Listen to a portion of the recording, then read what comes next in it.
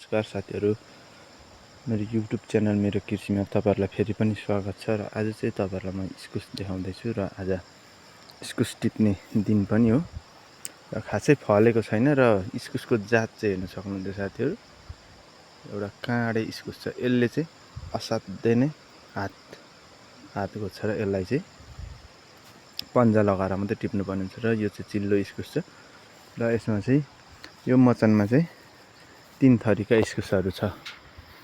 र एउटा भयो तपाईँलाई यो चिल्लो इस्कुस, यो चाहिँ यो चिल्लो तपाईँलाई अघि काँडे इस्कुस देखाइहालेँ। र अर्को आउँछ, यहाँ हेर्न सक्नुहुन्छ, यो चाहिँ हरियो इस्कुस। यसमा चाहिँ इस्कुस जातमा चाहिँ 3 खालको जातको छ, यहाँनिर 3 खाले इस्कुसहरू छ। र यसमा चाहिँ एउटा चिल्लो इस्कुस लाम्चेमा छ र अर्को काँडे इस्कुस हल्का डल्लो, र यो हरियो इस्कुस चाहिँ मिडियम डल्लोमा छ। धेरै डल्लो पनि होइन र लाम्चे पनि होइन। र यसमा चाहिँ 3 खालको जात परेको रहेछ। र मैले रोप्दाखेरि चाहिँ यसमा हरियो इस्कुस र चिल्लो सेतो इस्कुस रोपेको हो, तर यसमा चाहिँ काँडे इस्कुस, सेतो काँडे इस्कुस पनि परेछ। र यसलाई पनि हामी एउटै बोरामा हालेर पठाउँछौँ।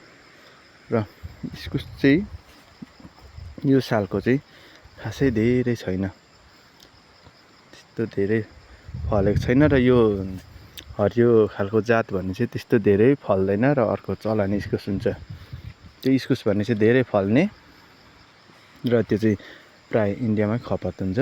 नेपालमा खासै त्यो इस्कुस बिक्दैन भन्छ व्यापारी दाजुहरूले चाहिँ त्यसो भन्नुहुन्छ। र हाम्रोतिर चाहिँ यस फिक्कल सूर्योदय नगरपालिका 10 भित्रको 10मा चाहिँ हाम्रो यो हरियो इस्कुस प्राय लगाइन्छ किसानहरूले। र डल्लो इस्कुस, सेतो डल्लो इस्कुस लगाएको हुन्छ प्राय चाहिँ। र यो चाहिँ नेपालमै खपत हुन्छ। यो दमक, विराटनगर र बिरतमोलमा यो चाहिँ खपत हुन्छ भन्छ। यो चाहिँ नेपालमा खपत हुन्छ यो हरियो इस्कुस चाहिँ। र यसको मूल्य पनि राम्रै हुन्छ, अर्को चलाने इस्कुसभन्दा कम्ती फले तापनि यसको चाहिँ मूल्य राम्रो हुन्छ। र यो इस्कुस चाहिँ यसरी पनि फल्छ साथीहरू, यसरी डबल पनि फल्छ। र यो चाहिँ खानु पनि मिठो, स्वादमा पनि मिठो। र हेर्न सक्नुहुन्छ यसरी फलेको हुन्छ है, यो चाहिँ फल्दाखेरि चाहिँ। र इस्कुसको धेरै फल्ने समय भनेको चाहिँ भदौ हो, अहिले चाहिँ साउन हो, त्यस्तो धेरै छैन। र योपालि गत वर्षभन्दा चाहिँ कम्ती नै फलेको, सबैको नै यस्तै छ। इस्कुस चाहिँ फलाइ भाउ चाहिँ राम्रै हुन्छ।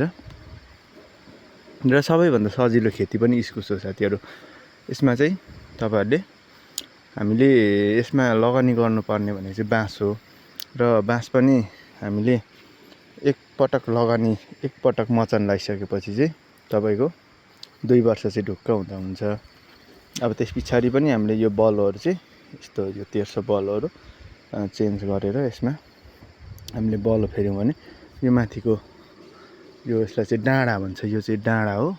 यो 1300 चाहिँ यो डाँडाहरू चाहिँ हामीले बिचमा फेर्यौँ भने 3-4 वर्ष मजाले जान्छ। र यसमा एकताल लगानी गरिसकेपछि चाहिँ 2-3 वर्ष चाहिँ ढुक्क हुँदा हुन्छ है। यो बाँसको यो मेन चाहिँ।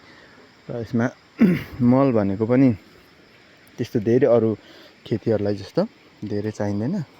यसमा बेला बेलामा हामीले रासायनिक मल डिएपी यो चाहिँ हाल्ने गर्छौँ।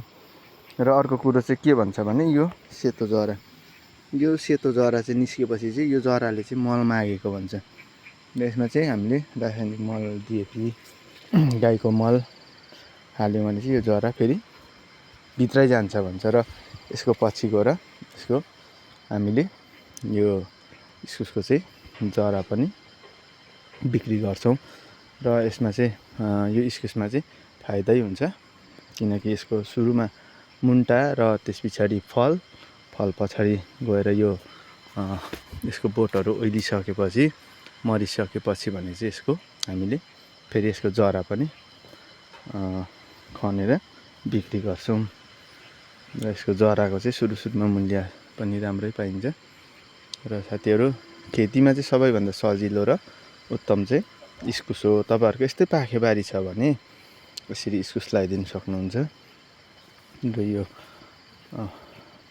बारीमा तपाईँहरूको अरू खेती त्यस्तो मजाले हुँदैन भने चाहिँ यसरी हामीले इस्कुस पनि लाउन सकिन्छ। र साथीहरू यस्तै भिडियोहरू अरू पनि म लिएर आउने नै छु। तपाईँहरूले फर्स्ट टाइम हेर्दै हुनुहुन्छ भने चाहिँ सब्सक्राइब, लाइक, कमेन्ट गरिदिनु होला। र तपाईँहरूलाई म अर्को भिडियोमा फेरि आउने नै छु। धन्यवाद।